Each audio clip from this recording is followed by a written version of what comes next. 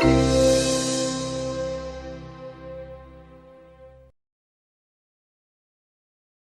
everybody, welcome to Talks at Google. My name's Nadia and I'm very excited to introduce Demetri Martin. So a round of applause and welcome into the room. Thank you. Wow. Thanks everybody. Thank you so much for coming today. I appreciate it. I'm very excited. Everyone here is very excited. So we're going to do some questions and then at the end I'll let you guys know when and we'll open it up to Q&A. We can pass the mic around. So start thinking if anyone has anything. So the movie Dean, I watched it. Really, really great. Thanks. Really I'm glad loved you it. watched it. No, you liked it. Thanks. And if I missed anything, let me know. But you directed, you wrote it, you produced it, and you did all the sketches, and you starred in it. Yes. Okay. Wow. It's a lot of hubris involved in that movie. Put it all out there, though. Yeah, yeah. Can you talk us through like when you had the idea and just writing, getting all the way to filming?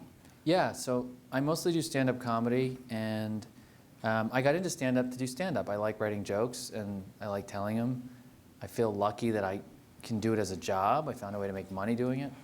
But along the way, mostly in my notebooks, just from writing jokes by hand, which I still like to do. You know, type them into my phone sometimes, but usually I carry a little notebook.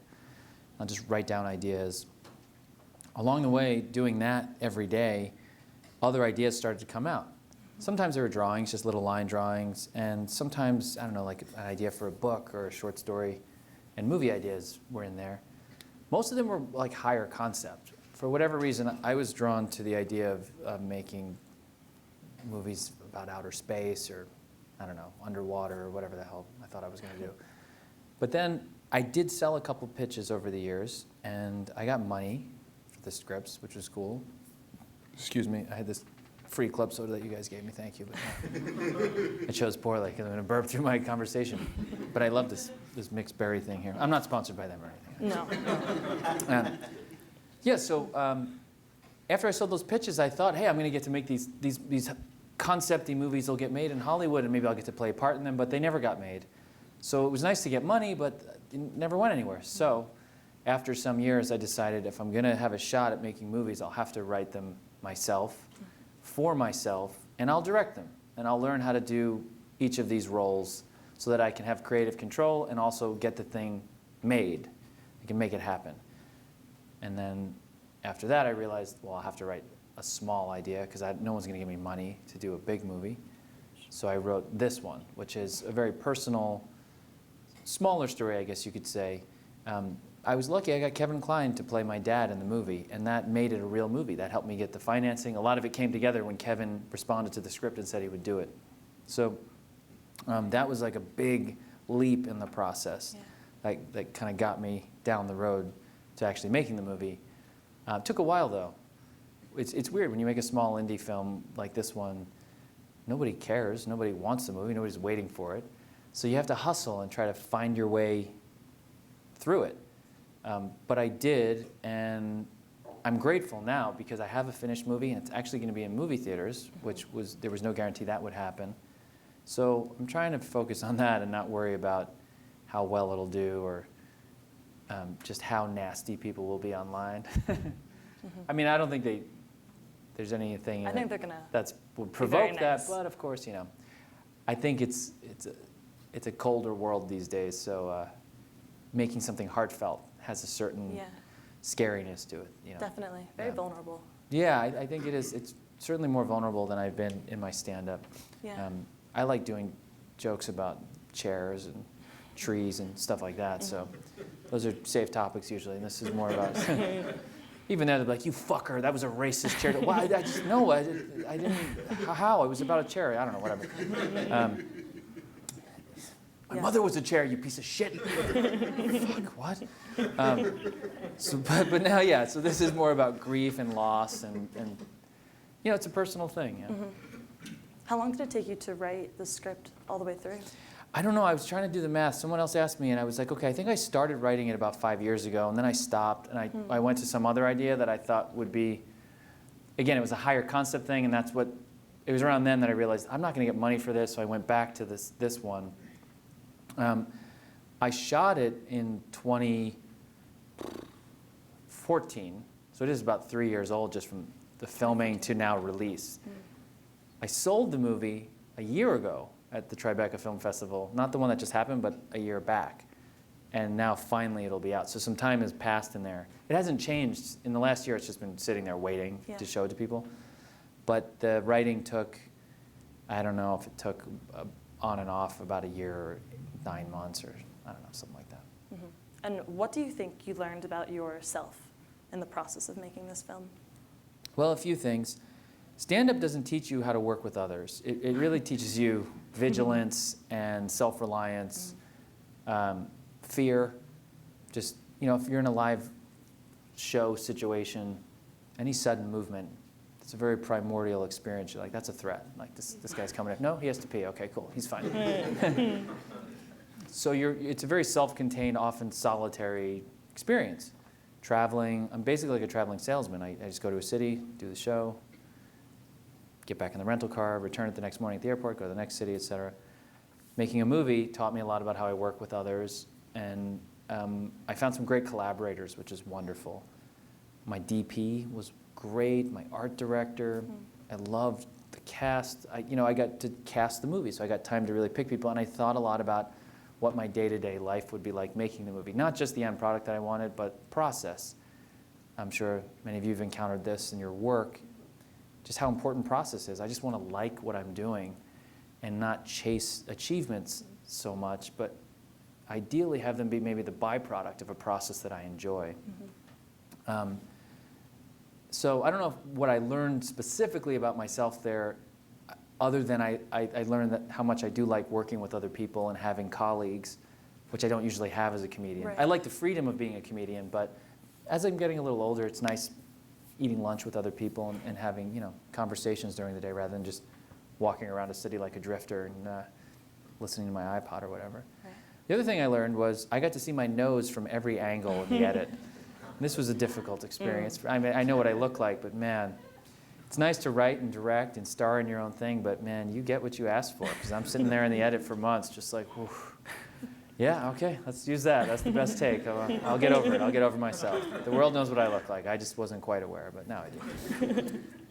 It's tough. When you're doing stand-up and prepping for that, is your writing like routine or method just walking around and just waiting for ideas to come? Yeah, I did most of my stand-up in New York. When I started in New York, and I lived there for 14 years. So most of my writing process was walking around the city, hopping on the train, going into a coffee shop, always with a notebook, drawing, writing, daydreaming. I learned along the way to be less critical of myself as I was generating material. And I've developed a tolerance for how shitty a lot of the stuff I come up with is. Whereas I think early on, I was discouraged because I would write a joke and be like, that's stupid, it's not original, it's whatever. And then over time, I was like, you know what? I think it's important to write those down. Don't worry about it. Just generate the content, and hopefully in quantity, I might find quality. And I have found that for me mostly to be the case. I have to sift through a lot of stuff, but when I go to make a project, I look through my notebooks. I have a lot of them now from over the years. And I can just look through and find, I wrote that as a joke idea. It didn't work as a stand-up joke, but that's actually might be a piece of dialogue for a character to say. And this single panel drawing could actually be a character for an animated film idea.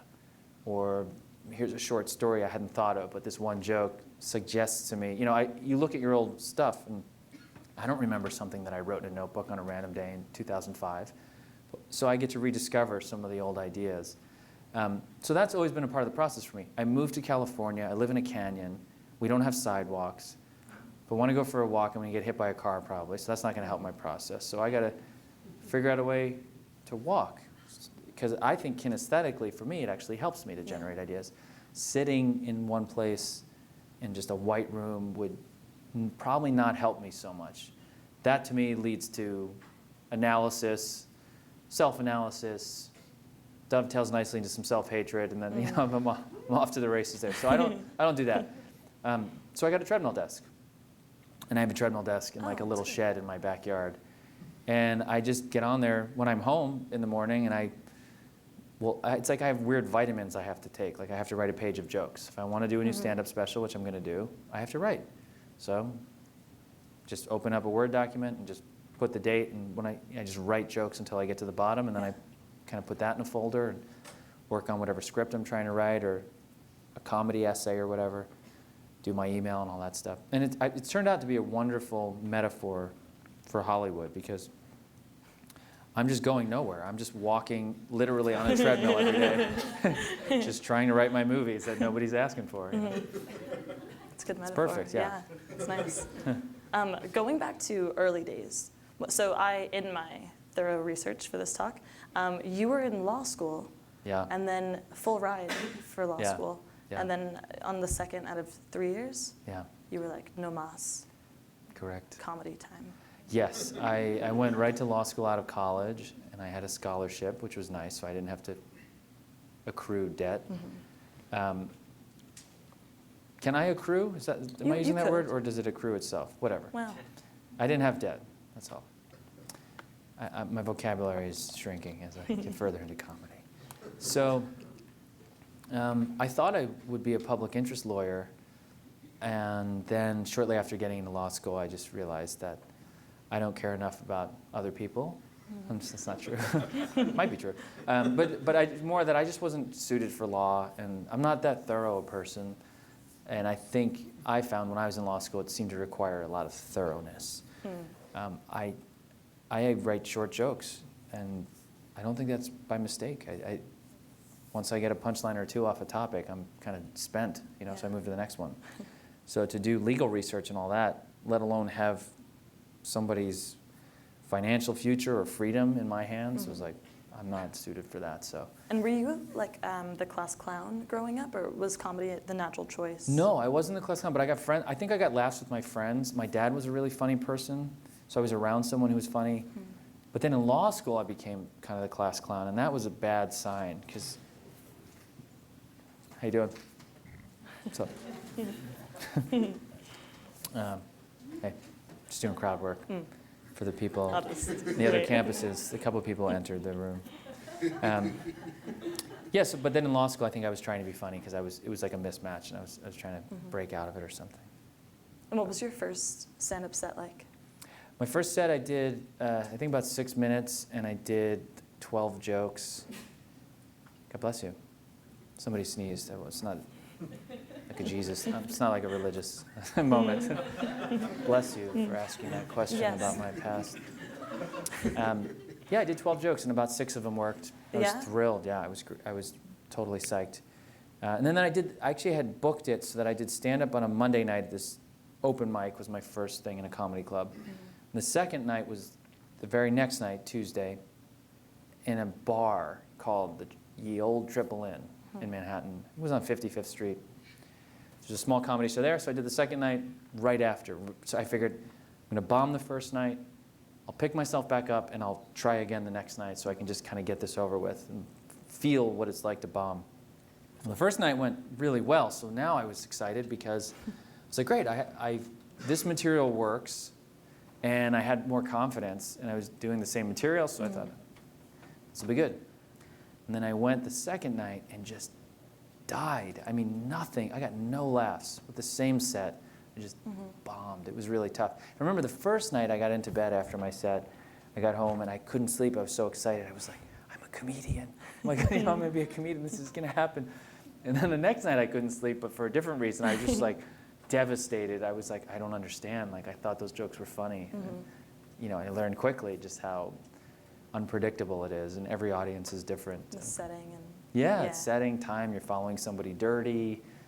There was something happened. Someone's in a bad mood. There just aren't that many good laughers. I love comedy, but I'm not a good laugher. I realize it now. A bad audience for me would be just a bunch of people like me who are having a good time and they like it, but they just smile. Because as a comedian, you're like, I'm dying. They hate me. That's how I am. I just look and I'm like, oh yeah, that's a good idea. I like that. Asshole, like, give me something. Smile. Laugh. So you learn a lot after. I'm 20 years into it, so I've been in front of lots of different crowds now. So it's good. Exposure it's helpful. Is that the advice you would give yourself, if you could? If I could go back, I would say write things down and record yourself. If you want to get better, record yourself and listen to and or watch yourself as painful as it is, because I think you can get better faster. I think there's something very unhealthy about it. I'm selling myself. I try not to do material about myself because I just don't think people want to hear it, and it's just too self-involved. So that's why I think I like doing jokes about objects and observational stuff. But I'm trying to learn how to share more personal stuff at the same. Like I love Richard Pryor. I mean, if Richard Pryor talks about himself, I'm all ears. It's just you got to be interesting enough, I guess. And what do you love most about doing stand-up? I think creatively, it's really challenging, and I so far have not gotten bored of it. And there's so much freedom. I think these days, some of that freedom is qualified because you have to be careful about what you say. I'm not particularly edgy, but as comedians, we use audiences. They help us. The audience guides you, and they teach you if you're on the right track or not. They guide you. So you need an audience, and sometimes you might say something inappropriate or over the line, but it's like you're drawing or sketching with people there. It's like they're kind of the notebook in a sense. But that's still, as difficult as that is these days in our internet culture, I still think there's so much creative freedom there in stand-up. It's really cool, and it's a great job to have. So yeah, I still love it, and I want to do stand-up for as long as I can. Yeah. For me, I think if you really believe in yourself and believe you can achieve something, oftentimes you can. And when you were first starting, what was your inner dialogue? You're like, I can do this. I'm gonna make it. When I was first starting, as dorky as it might sound, so I was broke. So luckily, I didn't have law school debt, but I had zero. So I wasn't negative anything, but I was pretty much at zero for money. So I got temp jobs, and I trained to be a proofreader. I did that for a while in law firms and financial printers. I would just proofread documents, paid a decent hourly rate. And I would write jokes. Proofreading worked out nicely for me because I didn't have to answer phones or interact with people. I just had to correct documents. And I had a notebook next to me, and I could write down joke ideas and still kind of daydream while I was doing it. It was kind of mindless. I think, I've forgotten the question. So what did you say again? That's a good question. What was the question? Oh, yeah, I remember now. It was What did I tell myself? Because I was like, wait, was it the time travel thing? Wait, I already answered that. But am I time traveling in my own head now? Did you believe it was going to, this is your life? So what I was going to say was, in doing those jobs, I got a library card, a New York Public Library card. Okay.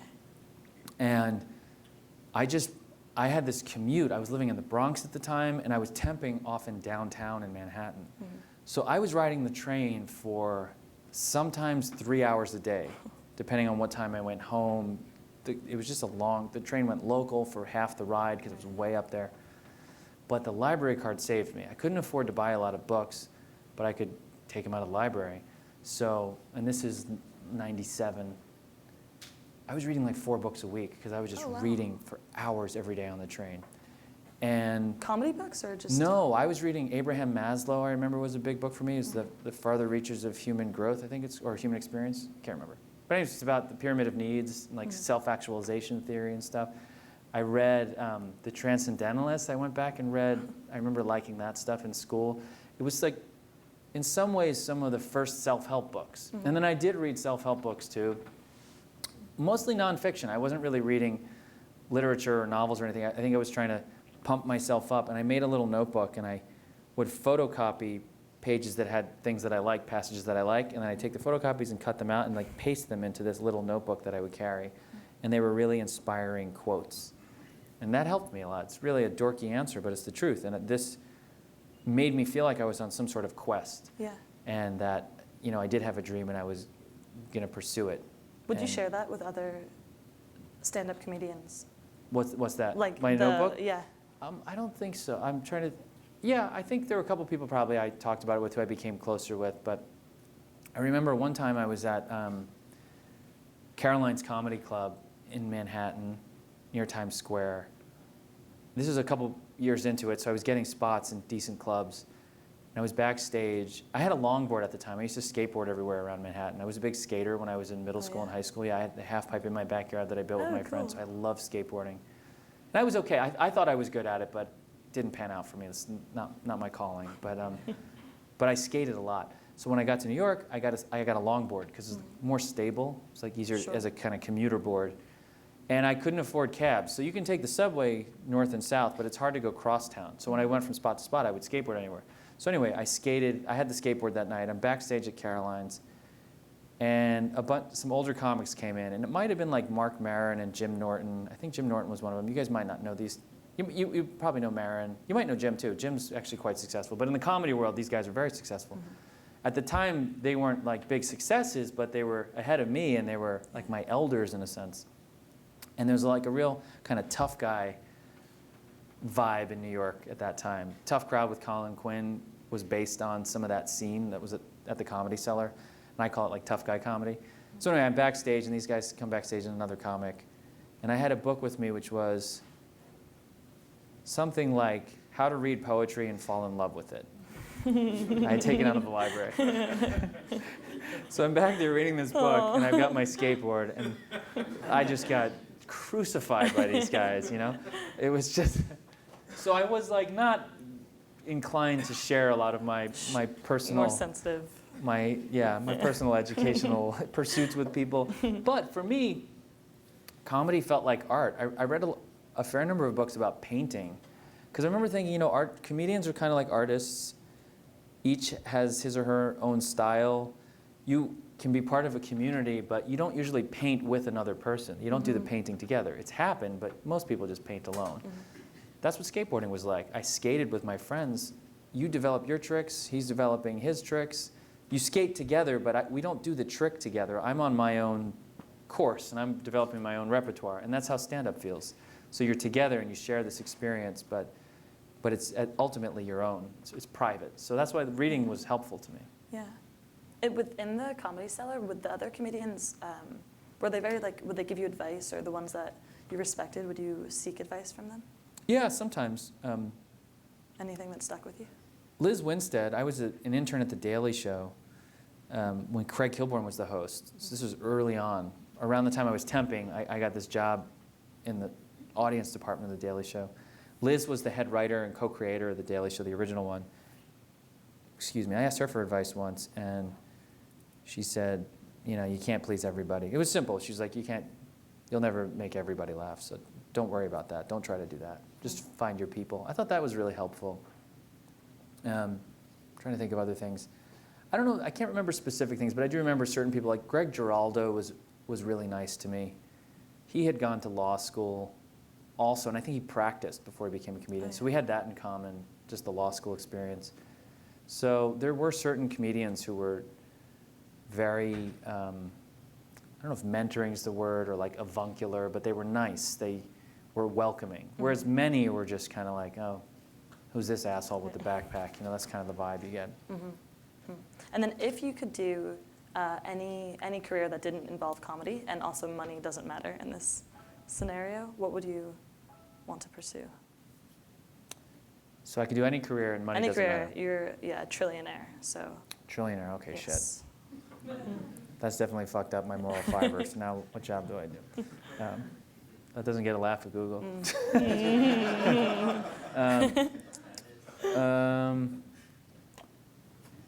I really like drawing and painting, and I'm not very good at it, but I really enjoy it. So I think I would be a trillionaire painter who makes gigantic works and just has his own warehouse. That doesn't, I wouldn't have to worry about selling them. At that level, art materials would be quite expensive for the kind of stuff I'd want to be doing. But you're a trillionaire, so. But I'm a trillionaire, you know. So I mean, I have my own island, and it's like an art island, you know. Yeah. When I die, it's like a weird installation. They're all paintings of my money. Stacks of money. Probably something in the visual arts.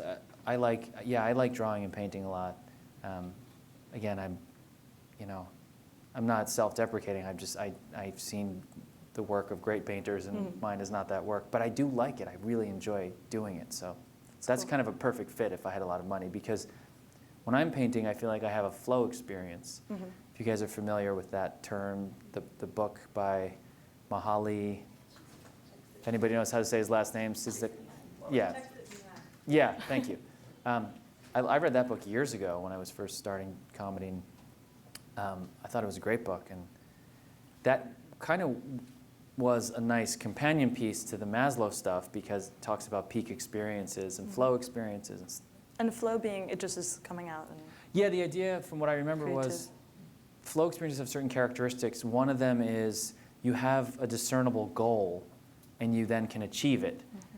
And on the way to achieving it, you lose track of time because you're so immersed in what you're doing.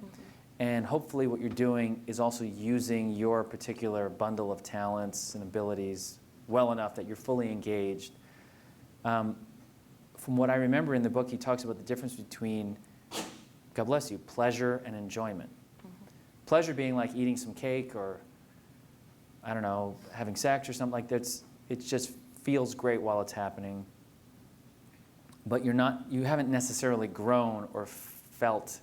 Am I saying that right? Do you remember this? Is not necessarily a feeling of like growth or development at the end of it. Whereas enjoyment had, in his description, it did have that feeling. Mountain climbing was an example I remember from the book. If you interviewed someone who's climbing a mountain, like as they're hanging on the side of it and their fingers are digging into the rock, you having fun? They're like, no, I'm going to fucking die. Leave me alone. I got to do this. But then when they get to the next level, there's a feeling of enjoyment. They were totally engaged. It was difficult, but yet there's a feeling of enjoyment, which is different than just like kind of blobbing on your couch and eating ice cream, farting quietly under a blanket. You know? That can be fun, but that's not necessarily a growth experience. Quietly, he says, That's interesting. Do you feel that you enter a state of flow when you're on stage? Occasionally, if I'm in the right mood. Not always, yeah. Sometimes it feels like work, but yeah.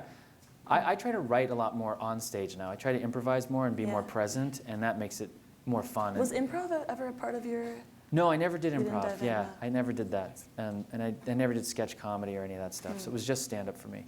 But now, you know, some years into it, I feel comfortable enough to improvise and do crowd work and stuff. So yeah, it gives me a better chance at that. But if I don't do that, then I kind of just, it's just more like a presentation, you know? It's just like, here are my jokes. Right. Okay. Cool. I've got one more question, and then we'll pass the mic around. So if you guys have anything, just raise your hand, and we'll jog it to you. So now that you've done Dean, and it was great and it's a success, do you want to make more movies? Thanks. I'm going to take that. It is a success. It was great. It's a success. It's cool because it hasn't come out yet, but I'm with you. I'm like, I'm going to count it as a success and just like ignore whatever happens. How's the movie? It's a success. Don't worry about it. I did it and it's done, okay? It's a movie. Just watch it and shut up. I do feel excited that I got to make one. It was hard, you know? I bet, yeah. But is another one? Do I want to make it? Or is it too soon to decide? No, right I want to make another one, yeah. Okay. I outlined a movie last summer, and then I realized that even if I got the money for it, I don't think I'm good enough yet to make it because it would take place in like another dimension and all this stuff. I'm like, you know what, it's going to be too hard. So I put it aside, but I have the whole thing outlined, which is nice. So I know how the story works. And then I started a different one after that I thought I could make if this did well enough that I got a little bit more money. So that's what I'm working on right now. Are you starring in the other two films? Yes, I am. But my goal is not to go starring in all my movies. But right now, I'm still trying to figure out how I make movies and tell stories. And I have to say, there is a nice degree of control in that because I get to write the movie at home when I'm writing it on my computer. And then, as they say, you write it 3 times. When you write it, when you shoot it, when you edit it. And if you're acting in it, then you have even more freedom to change. So when I'm in the scenes, I can feel what's happening, and I get to rewrite as I'm doing it. And then in the edit, it's nice to have the control as the director, because I can reshape it and try different things. Yeah, cool. So yeah, I want it for now. But I'd love to write movies that don't involve me, and that I would just get to direct. Yeah. One of my goals is to write a movie for a woman, and to learn how to get better at writing parts for women, because I'm not that good at it. I just started, and I'm a guy. Not that you can't write women if you're a guy, but I think there's an arrogance in thinking that you can. I think you have to learn how to do that. I thought you did a nice job in Thanks. Dean. I tried. I mean, it's important to me. I think getting roles for women in Hollywood, especially funny women and older women, I think it's important. I don't think people get worse at acting as they get older, unless they've had some sort of head accident or something. But usually they get better. Right. So there are a lot of great actors who are older who just want some real roles. And needless to say, women of all ages, they just get shortchanged, and they get, hey, you be the girl and go laugh at his jokes, you know, and you be the ex-girlfriend, you be the one who's cheating. You know, it's like, I don't know, it just would be more satisfying. And it's not even that altruistic. I think you tell a better story when you give parts to women and people of color and everything. But it's interesting when you're single, I'm not single, I mean, when you're a straight white male, middle class like me, it's like the easiest, smoothest road there is in this country. You know, I don't have to tell you guys. It's just like, so I feel like there is a responsibility if you've had that easier ride to figure out how to make things that include other people and not just be like, hey, me. Yeah. Another story about a white guy and his friends, you know? That's a cool challenge. It's a challenge. To, like, I think it is a seek out challenge. for yourself, yeah. Yeah, because I think it's nice to say, oh, yes, I want to write parts for, but then you have to like learn how to do it. And empathy, I mean, it's all about empathy. It's about thinking outside of yourself, which is hard. Yeah. Okay. Now that we're sad, why don't we Now let's turn it over to the audience. go back to work? Cheer us up. Does anyone have any questions? Just raise your hand. So you're talking about your first 2 shows and how the audience completely changed the feeling of those shows.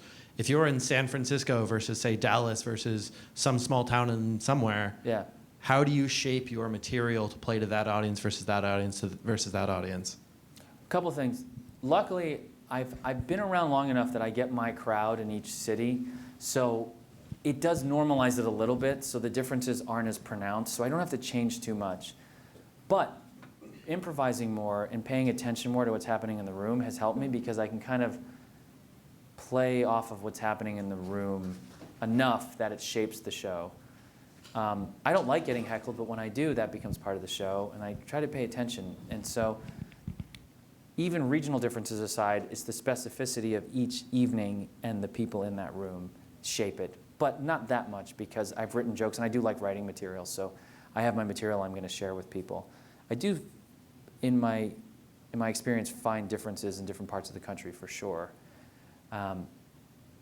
But like I said, I get kind of my people in each place, so it was surprising to me, I remember, for a while, because I thought it would be a lot different when I started really touring around. And then even in other countries, it was like I ended up like in the Brooklyn of London at some point. It felt like it to me, at least, without insulting London, as if they didn't predate Brooklyn, but my experience was Brooklyn, so I'm like, oh, this feels a bit like Brooklyn. People look the same. If I didn't hear anybody talk, I could kind of swap people and be like, you walk down Union, you know, in Park Slope, like you look like that, and you're going to go over Williamsburg into Brixton over here, you know.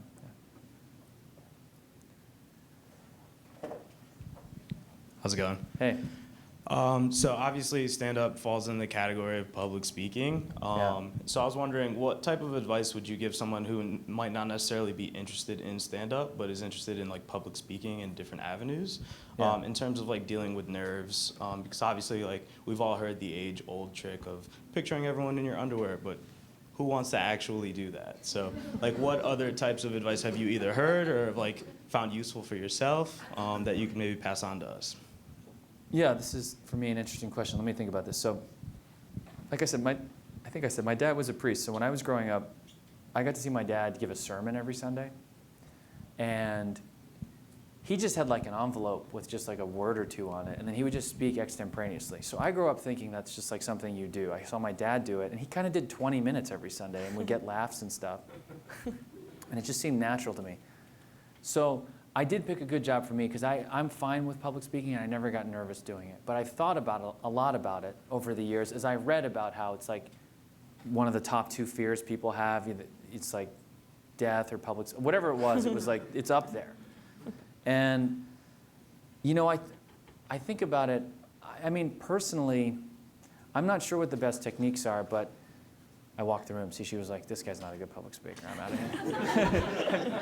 What's good about this room is that the door, it's like it's got a gasket on it or something. It's like a refrigerator door, so it's just and she's smart because she's going while I'm talking about it, so now she can play into it. I know people at Google are smart. You know, oh, you're going to ask a question. See, you're even smarter than that. God damn it. She didn't have a question. She came up. I have found that failing is one of the best things developmentally of all, in my experience, because before I started, I was afraid of bombing, and I did bomb, and I still do occasionally, and I've certainly bombed plenty. But then you bomb, and nobody cares. It's amazing how little people care about you or me. Do you know what I mean? It's just incredible to me. I saw a friend once have a bad set on Letterman, and I felt for him, and I thought, oh my God, like it didn't go well. And then I realized nobody cares. Like, it's like maybe he cares. I'm sure he cares. His girlfriend, if he had one at the time, maybe his mom, if she watched. I don't know. Like, you're literally talking single-digit numbers of people who care. And now I've come to a point where there's so much content that for any of it to be remembered for even, I don't know, 10 years, maybe 50 years, it has to be extremely, exceptionally great or exceptionally horrendous. Like, I feel like you're at those little ends of the bell curve. Everything else is in the middle and completely vanishes. I'm under no illusions that what I'm saying right now doesn't fucking matter. This is gone. So it's like, I don't know if that would take the pressure off, but I don't think that's hyperbole. I think that's just the truth. Yeah. So, I don't know, when you shrink that down now to public speaking in some room, it's just like, all right, I hope people are entertained while it's happening. You know, you do your best, but it just seems like it just vanishes. God, I'm feeling really dark today. So what was the talk like? I think he was a comedian. He seemed sad to me. Didn't he make a movie? He should be happy, but it's something about the universe is pointless, and I guess there's no God. If you just listen to his talk, there's certainly no God present. Well, Demetri, well, it's not quite polished that all the things you did. I love your shows, your book, and I hope I like the movie too. We don't know yet it's a success or not. Success. I wonder where do you get the most inspiration from? Is that from the treadmill, from like on the low reading shampoo labels, or like in the Museum of Modern Art? Yeah. I went to the Matisse Diebenkorn thing at MoMA, SF MoMA. I don't know if you guys call it MoMA or SF. That was great. So I love going to museums. And when I go on the road, the first thing I look for is to see what museum is in that city and what's going on there. And that's nice. I find museums are great places to wander and daydream with my notebook and stuff. I've learned over the years, for me, I try to find inspiration wherever I can. And I really try to play games. Nothing creepy. It sounds creepy saying that, but I'm just saying, like, constraints. I don't know, like, for example, you know, I like palindromes, I think, because there's such a challenging constraint when you try to develop a palindrome. The rule that it has to be the same forward and backwards by letter, you know, that kind of palindrome, and that hopefully it makes sense. Those two simple rules yield so many difficulties, but I think it can also yield surprising results. And you know, years ago, I made myself learn how to write and draw with my left hand. I don't do it very well, but even that, maybe it's pointless, but the mindfulness that it kind of invokes just by doing something difficult made me feel more perceptive or present in what I was doing. And those kinds of games, wherever I go, I can kind of take them with me so that I can find inspiration in different places. But sometimes, like, I've done things where I just like bring a dictionary on the plane and just read the dictionary. It seems kind of boring or stupid, but I still like paper books, so that helps me a lot too, just to have a thing I can flip through.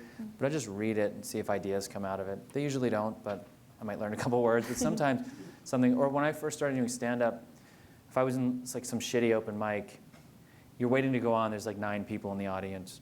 It's not going to go well. They're tired. You're in the basement of a bar. It's like the Lower East Side at the time. I would do this one room a lot. And before I'd go on, I'd be standing next to another comic, and I'd say, hey, can you give me a word? And they would say, what? I'm saying, just tell me a word. And I'd be like, toaster or something. And then I would just add it to my set list, and then when I was on stage, I would make myself do a joke about toasters, even though I didn't have one. Because the stakes were so low. I'm bombing anyway. What does it fucking matter if I tell a terrible joke about toasters? You know what I mean? So, yeah, so I would do things like that. And I figured, hey, maybe if I do it 100 times, maybe 2 times I get good jokes out of that. And someone's helped me write a joke, helped me think of a premise I didn't think of. As long as I can tolerate the other 98 shitty ones that I wrote, it's like, to me, it's kind of game-oriented. And again, anything that drives me back into the process and not so much towards results seems to stimulate my creativity a little bit more, you know, for me personally. Thanks so much for being here. The last answer was actually really interesting for me because in school, I was the girl who was known for reading the dictionary and being really into palindromes and trying to write with my left hand. Really? Yeah. Wow. So that was interesting, but that's not what my question's about. So in between painting a painting or writing a stand-up set or creating a movie, how do those different mediums express different messages that you want to tell or a story that you want to tell? Yeah, I think this is an interesting question for me too, because I think a lot about this in trying to, let's say, rotate the crops or whatever, like trying to basically just keep my career going. You know, if I can get work doing stand-up, that's great, but you can't go to every market every year, so you got to stop. So then maybe I can do something else. Maybe the movie works. If it doesn't, okay, maybe I can get an acting part. If that doesn't work, then maybe I can write a book. And if they don't want my book, okay, back to stand-up. Enough time has passed. I failed for a year. Let's try something else. So it's made me think a lot about how the medium can inform the content. And I think a lot of my favorite things in whatever medium they're presented through probably use that medium pretty well. So that I've seen plays that have worked really nicely as movies, but it sure would have been great to see it as a play because it was written for the constraints of the stage and that kind of blocking and being in one place and in one time. Whereas a movie that might involve time travel or lasers and stuff might not work as well on the stage, right? Because you're not getting to take advantage of all those tools at your disposal. And I found that to be the case with stand-up, which is presentational. You can tell stories and do characters on stage, but it's still kind of a one-person presentation. Whereas with a movie, I get to act with other actors, and I have music that can come in, and I can be tight, I can be wide, I can direct your attention. So in each attempt at generating content for me, I really try to think about the medium and how I can maximize what I'm doing in that medium. So for example, in my movie, I play an illustrator. I wanted to be an illustrator in the movie because I had a giant rectangle that I could tell a story on, and I could show my drawings in ways that I wouldn't otherwise get to do it. I show drawings on stage sometimes, like on an easel, and I've done a book of drawings, and that's cool. But to get to put them next to an image of someone else doing something, now I have a different game I can play here visually, if that makes sense. So yeah, I think a lot about that. Do you generate content in like different kind of ways and stuff? Yeah, so maybe you find the same thing where I sometimes want to force something into one form, but it doesn't work. It's just, it kind of speaks back and says, nah, this isn't going to work as a drawing, so forget it, dude. I'm like, okay. But once I learned to respect it, the process more, I feel like answers started to reveal themselves. They don't always work, but you know, yeah, thanks. I can't believe that you do palindromes and all that stuff. It's, yeah. I'm at Google though, right? Like you guys are, you have a reputation We for all this do palindromes for kind of too, shit. yeah. Let me stereotype you all. Yeah. Yeah. Thanks for coming today. I really like what you said about you making an effort to write more women characters. I think that's awesome. My question is, are there any recent films that you really like or movies that are coming out that you're excited about? Yes. I really loved Brooklyn. I don't know if you guys saw that movie. It's a couple years old, but I saw it a little bit later. But my wife and I saw that, and that one really stayed with me. I've been on a Hitchcock kick lately, so these aren't recent movies, but I had never seen Dial M for Murder, and that was actually a play that was adapted into a film. I really like that movie. I like To Catch a Thief, which I hadn't seen before. So I'm trying to educate myself going through different directors' work now. I watched City Lights for the first time, which is a Charlie Chaplin film, and I thought that was great. So my answer is going to be probably not as current as I'd like it to be. I don't know. I really like superhero movies. I wish there were a couple coming out, but I feel like there aren't any superhero movies or any like that kind of stuff out there these days. But if they ever make those, remakes and superhero movies are probably my favorites. Just what I hate are original ideas that are smaller and like personal. I don't know what's coming out that I'm excited to see. I'm a little behind on stuff. I'm trying to think of what else. I loved You Can Count on Me. That's not so recent either, but it's a Kenny Lonergan film.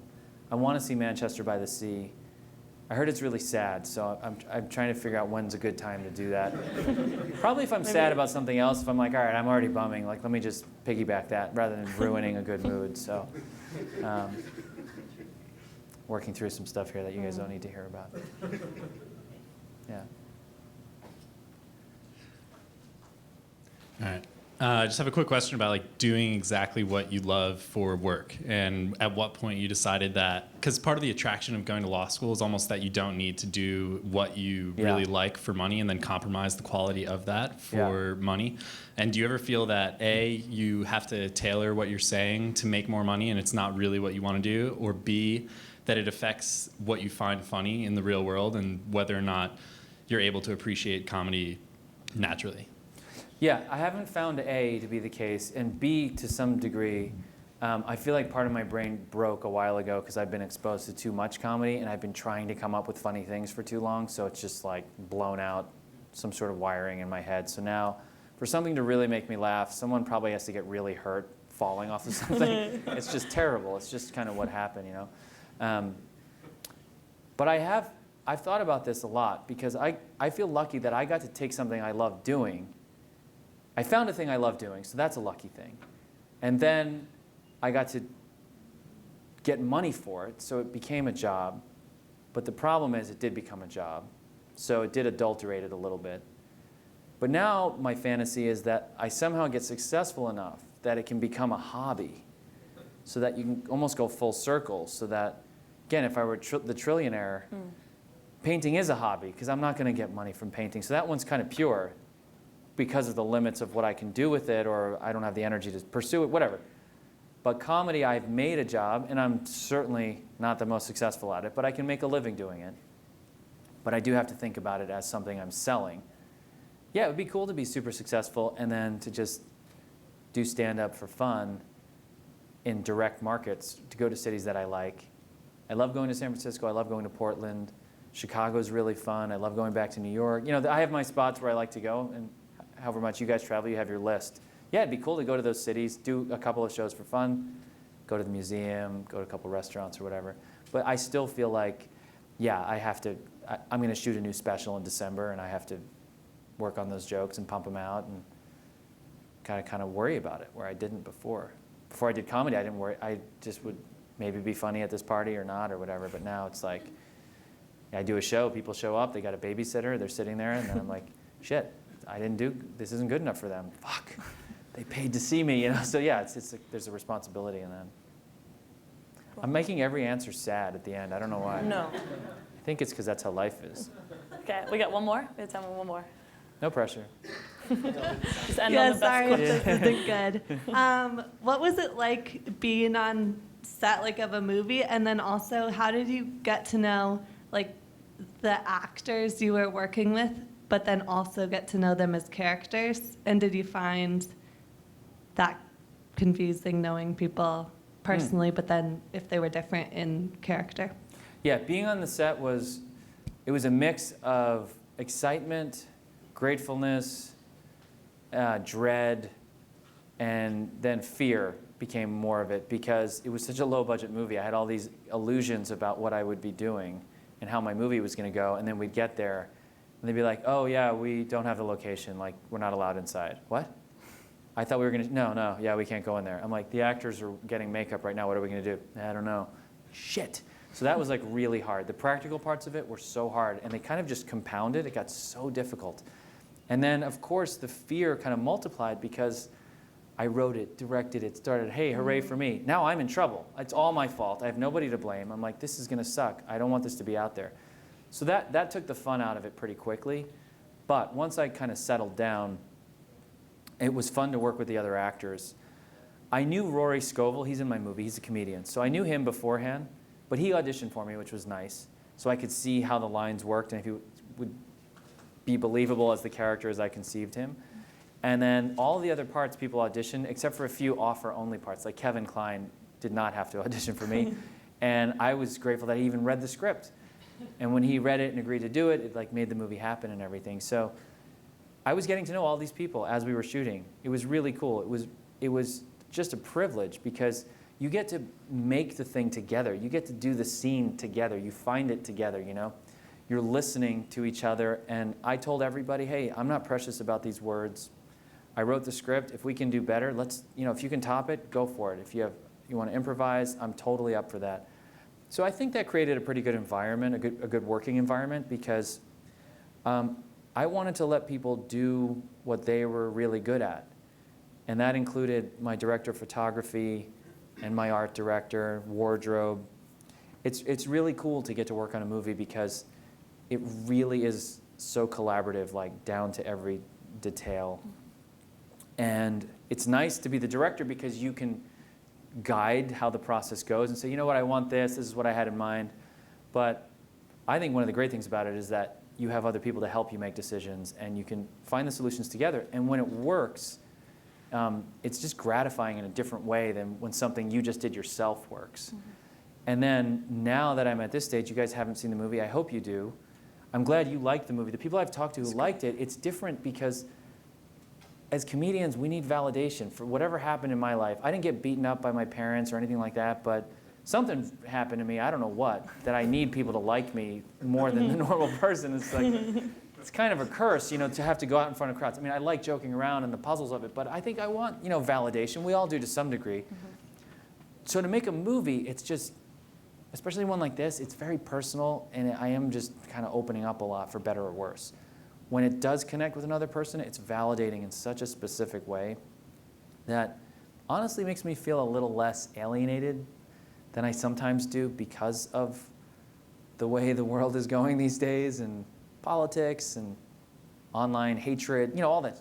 I don't have to tell you guys what we're living in right now. So this has been a surprising, I don't know what you'd call it, gift or little oasis, just for a short little window here where I get to do screenings and people come up to me afterwards and say, you know, I lost someone and this has really meant something to me, or I liked how you did that, or, you know, thanks for doing something like this. Whatever it is, it just feels like, wow, I don't know this person, and suddenly I'm having a very real conversation with them.